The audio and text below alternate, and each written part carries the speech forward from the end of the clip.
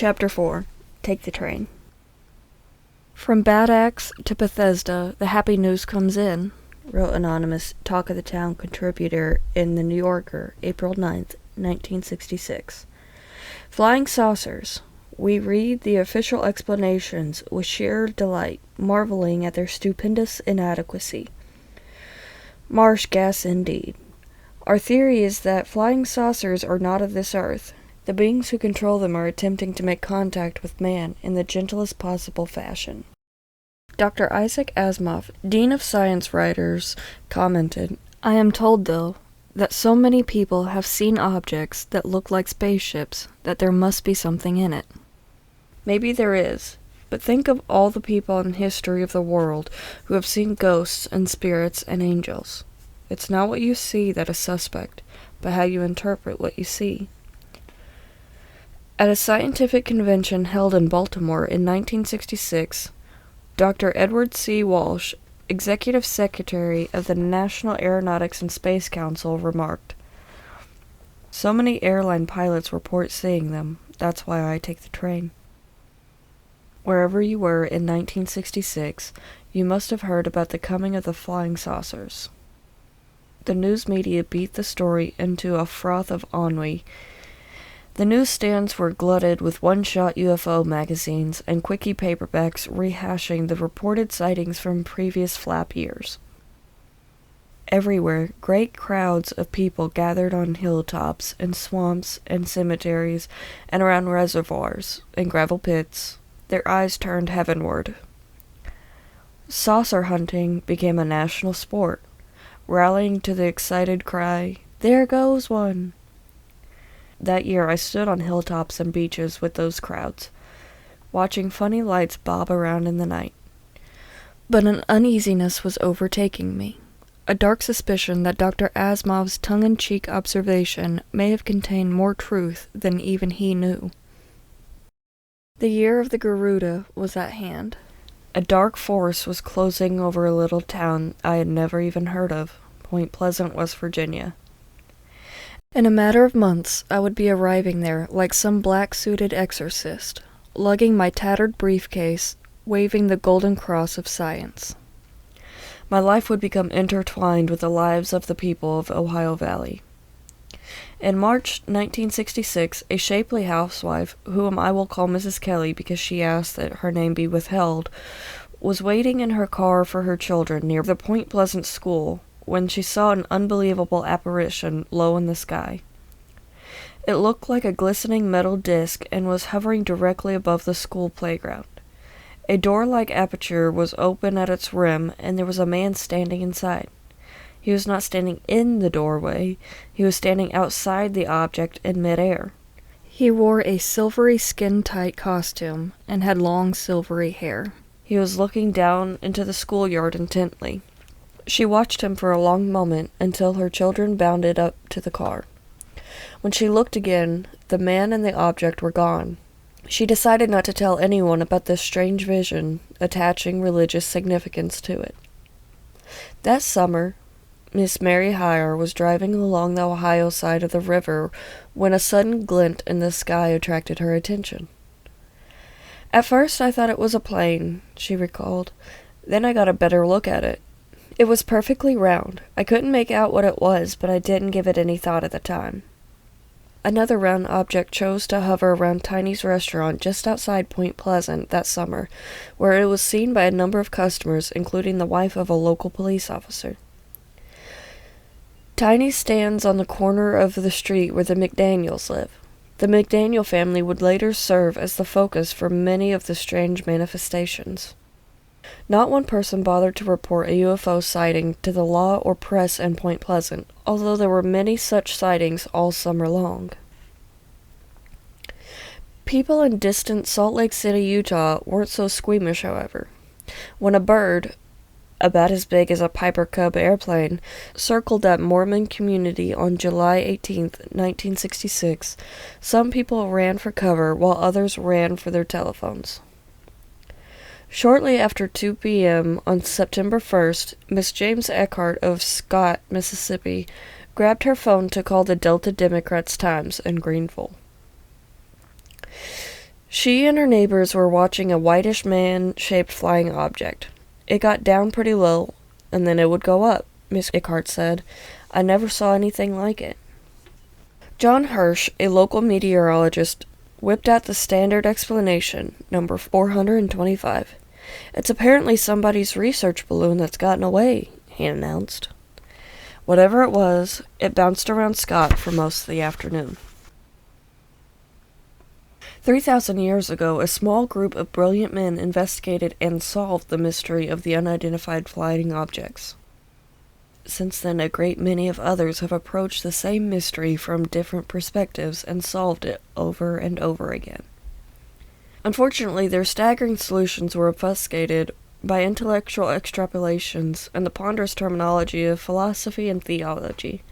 Few modern UFO enthusiasts have the educational background to understand such literature. They choose as an alternative to deal with the phenomenon on a materialistic level, assuming that the presence of unlikely objects and entities in our atmosphere is evidence of some extraterrestrial civilization. Xenophanes, one of the first great philosophers, 6th century BC, observed that the Ethiopians thought their gods were black and snub-nosed like themselves. Today, many of us no longer believe in direct visits with our God, so we have shaped a new mythology based upon the belief in spacemen carved in our own image. When the ancients sighted giant shambling bipeds covered with hair, their eyes blazing like fierce coals, they assumed they were confronting demons. Early investigators eventually concluded that such demons did not really exist, even if they often left footprints behind and caused physical damage. They coined the word chimera to describe them. Others noted that the eerie aerial lights changed colors up and down the visual spectrum, and the word specter was born. Several times each year, tall, hairy creatures with red eyes are still seen throughout the United States, and in fact throughout the world. Like many forms of chimeras, they are usually accompanied by the smell of rotten eggs, hydrogen sulfide, the fire and brimstone of the ancients. The same odor frequently surrounds the fabled flying saucers and their spacesuited pilots. Seeing a spaceman disembark from a flying saucer is no more remarkable than seeing an angel descend in a luminous cloud. And angels are still reported hundreds of times each year. The report of a 9-foot-tall humanoid strolling down the main street of Buffalo Mills, Pennsylvania on August 19, 1973, was no more outlandish than the dinosaurs who appear from time to time to terrify witnesses and battle police posses. In 1969, there were dinosaur reports in Texas. In 1970, the police in Italy scoured a mountain range after several witnesses reported seeing a saurian. To the regret of the true believers, the majority of witnesses to chimerical events were alone at the time of their experience. While the amateur investigators tend to concentrate on the very subjective descriptions of the observers, I probed deeper and studied the witnesses themselves. Many, I found, suffered certain medical symptoms, such as temporary amnesia, severe headaches, muscle spasms, excessive thirst, and other effects, all which have been observed throughout history in religious miracles, the appearance of religious apparitions, demonology, occult phenomenon, and contacts with fairies. All of these manifestations clearly share a common source or cause. While chimeras can come in all sizes and shapes, ranging from 20-foot giants to animated tin cans only a few inches in height, the most fascinating type is one who has appeared in almost every country on Earth. In other ages, he was regarded as the devil incarnate. He dressed in black and rode a black horse. Later he arrived in black horse-drawn carriages, even in hearses. Today he steps out of flying saucers in remote farm fields. He is built exactly like us, stands from 5 feet 6 inches to 6 feet tall, looks very human, and has high cheekbones, unusually long fingers, and an oriental cast to his features. His complexion is olive or reddish. He speaks every language, sometimes mechanically, as if he is reciting a memorized speech, sometimes fluently. He has trouble breathing, often wheezing and gasping between words. Like our dinosaurs and hairy bipeds, he often leaves footprints behind. Footprints which suddenly end as if he had vanished into thin air. I have been chasing these critters for 25 years, and have traveled from Tibet, the land of the abominable snowman, to West Virginia, home of the strangest unknown bird. In the course of all these adventures and frenetic activities, I have come to reject outright the popular extraterrestrial hypothesis. My long and very expensive excursion to the borderlands, where the real and unreal merge, have failed to produce any evidence of any kind to support the idea that we are entertaining shy strangers from some other galaxy. Rather, I've come to realize that we have been observing complex forces which have always been an essential part of our immediate environment.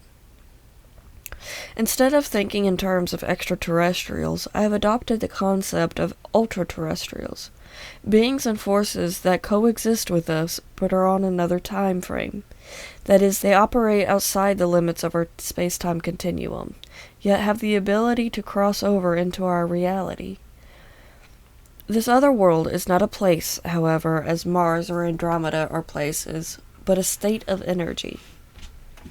The UFO phenomenon itself is only one trivial fragment of a much larger phenomenon. It can be divided into two main parts. The first and most important part consists of the mysterious aerial lights, which appear to have an intelligence of their own. They have been observed throughout history. Often they project powerful searchlight-like beams toward the ground. Persons caught in these beams undergo remarkable changes of personality. Their IQ skyrockets. They change their jobs, divorce their wives, and any number of well-documented instances they suddenly rise above their previous mediocre lives and become outstanding statesmen, scientists, poets, and writers. Even soldiers. In religious lore, being belted by one of these light beams causes mystical illumination. When Saul, a Jewish tent maker, was zapped by one of these beams on the road to Damascus, it blinded him for 3 days, and he was converted to Christianity on the spot, and became St. Paul. The second part of the phenomenon consists of the cover or camouflage for the first part, the meandering nocturnal lights, as the Air Force has labeled them. If these lights appeared in cycles, year after year, century after century, without any accompanying explanatory manifestations, they would cause much greater fear and concern. But explanatory manifestations have accompanied them always, and these manifestations have always been adjusted to the psychology and beliefs of each particular period in time. The flying saucer extraterrestrial visitants are not real in the sense that a 747 airliner is real. They are transmogrifications of energy under the control of some unknown extra-dimensional intelligence. This intelligence controls important events by manipulating specific human beings through the phenomenon of mystical illumination. Our religions are based upon our long-time awareness of this intelligence and our struggle to reduce it to humanly acceptable terms.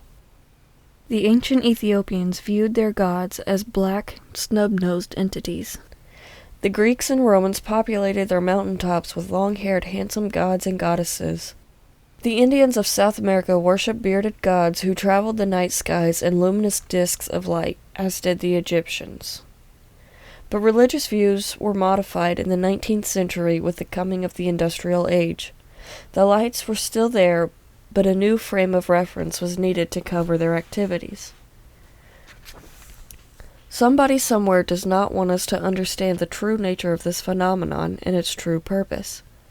For years, the UFO enthusiasts believed that the U.S. Air Force was the culprit, and the government agencies were tapping the phones of teenagers and little old ladies, tampering with their mail, and following them around in black Cadillacs. I wish the answer were that simple. We have been victimized by this phenomenon, not just since 1947, but since ever. It is the foundation of all of our religious and occult beliefs, our philosophies, and our cultures. The ancient Chinese marked out the routes of the lights in the sky, and called them dragon tracks. because apparently fearsome dragons appeared along with the mysterious lights. In a later age, these became fairy lights and were associated with the little people who actually plagued whole generations, not only in Europe, but also in North America.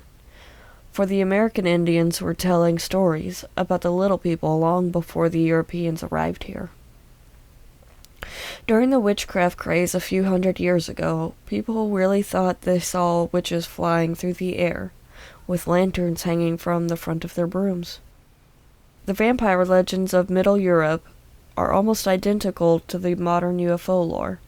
As late as the 19th century, the devil existed as a physical personage to many people. If you saw a strange light in the sky in 1475, you knew it had to be a witch on a broom because you had heard of others who had seen witches on brooms skirting the treetops. Now in 1975, you might decide it is attached to a spacecraft from some other planet. This conclusion is not a qualified deduction on your part. It is the result of years of propaganda and even brainwashing. If you are under 30, you grew up on a diet of comic books, motion pictures, and television programs which educated you to believe in the extraterrestrial hypothesis. A small knot of nuts has talked to you year after year on the interview programs, telling you how the sinister Air Force has been keeping the truth about flying saucers from the public. That truth being that UFOs are the product of a superior intelligence with an advanced technology, and that the flying saucers have come to save us from ourselves. The gods of ancient Greece are among us again, in a new guise, but still handing out the old line: believe. Belief is the enemy.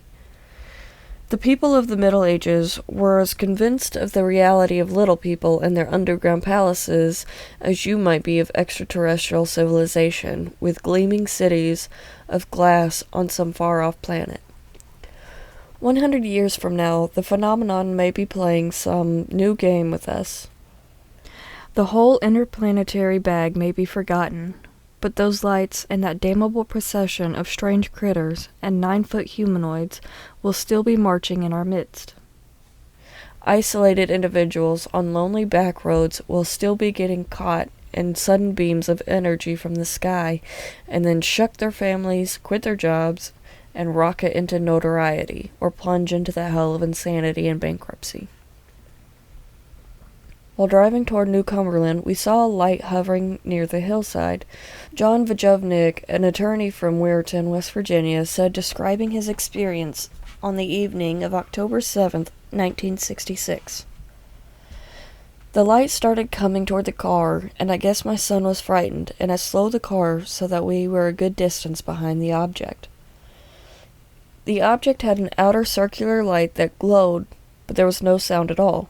I stopped the car for a better look, and that thing started coming down over the highway. I think it was about 400 feet in the air. Mr. Vujovnik was driving south on State Route 66 from Chester, West Virginia, to Weirton, the most northern tip of the state. His was one of the first important sightings in West Virginia that October, a month that would produce sensational incidents all up and down the eastern seaboard.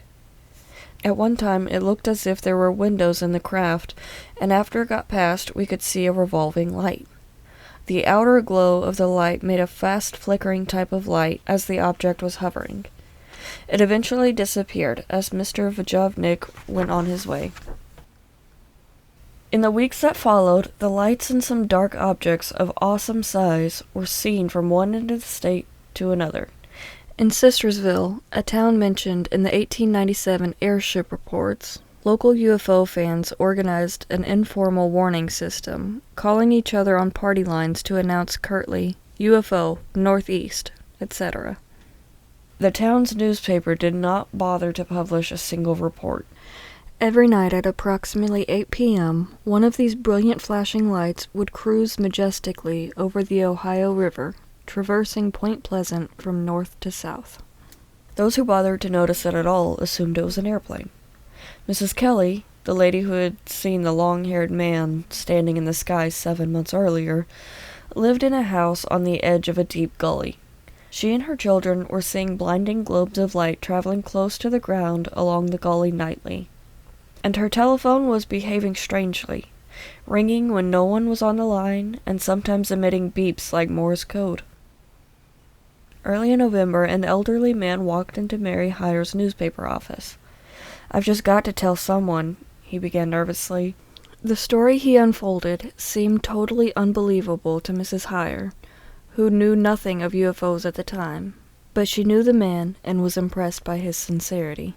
On November 2nd, 1966, he said he and another workman were driving home to Point Pleasant from their job near Marietta, Ohio, on Interstate 77. As they neared Parkersburg, West Virginia, an elongated object appeared low in the sky and descended directly in front of them. They stopped their car, and a man emerged from the object and walked over to them. He looked like a normal man and was grinning broadly. He wore a black coat and kept his arms folded with his hands out of sight under his armpits. The witness rolled his window down, and there was a very brief conversation. The stranger asked the pair who they were, where they were from, where they were going, and what time it was. Then he strolled back into the dark cylinder, and it rose quickly into the chill, drizzling sky. The two men had a strong emotional reaction to this seemingly pointless encounter. They debated whether they should tell anyone, deciding against it. But the Point Pleasant resident found himself suffering from insomnia, and when he finally slept, he had strange nightmares. He started to hit the bottle, something very unusual for him. Mrs. Hyer listened to the story, nonplussed, and made a few notes. A day or so later, the man's son called on her and asked her not to print the story. Several weeks later, she repeated the story to me, and we called the man on her office phone. He verified the details, then said, "Look, don't use my name. I don't want to get involved in this thing. That scientist fella told me." "What scientist?" I asked. A couple weeks after this thing happened, a scientist from Ohio came to see us. He told us it was better if we forgot the whole thing. "How did he hear about it? How did he find you?" "Damned if I know." "Did he identify himself?" "Sure, but I can't remember his name. But he seemed to know what he was talking about." I couldn't get much else out of him. I would have ignored the whole story except for one jarring fact. The same thing had happened that same night on the same road to another West Virginian. Unlike the two Point Pleasant residents, he had gone to the police with his story. A press conference was held, and he was catapulted into the never-never land of the UFO contactees, the center of one being the biggest UFO stories in 1966.